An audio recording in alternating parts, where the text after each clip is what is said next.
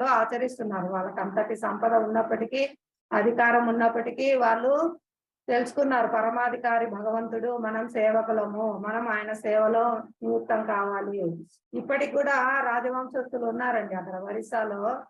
ఆహ్, శ్రీ పూరి జగన్నాథ క్షేత్రంలో ఇప్పటికి రాజవంశస్థులు ఉన్నారు. వాళ్ళు ప్రతి సంవత్సరము భగవంతుడు యొక్క రథయాత్ర నిర్వహిస్తారు. అప్పుడు వాళ్ళు స్వయంగా వచ్చి చీపురు తీసుకొని అక్కడ రోడ్లన్నీ ఊడుస్తూ శుభ్రం చేస్తారు. భగవంతుని ఆహ్వానం కోసం, అంటే భగవంతుడు వస్తున్నారు, ఆయనకి నేను సేవ చేయాలని ఉద్దేశంతో వాళ్ళు సేవ చేస్తారన్నమాట.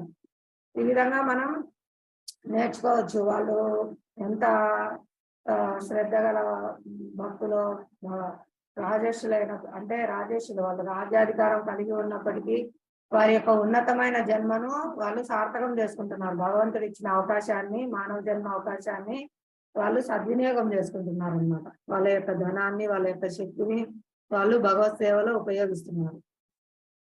హరే కృష్ణ.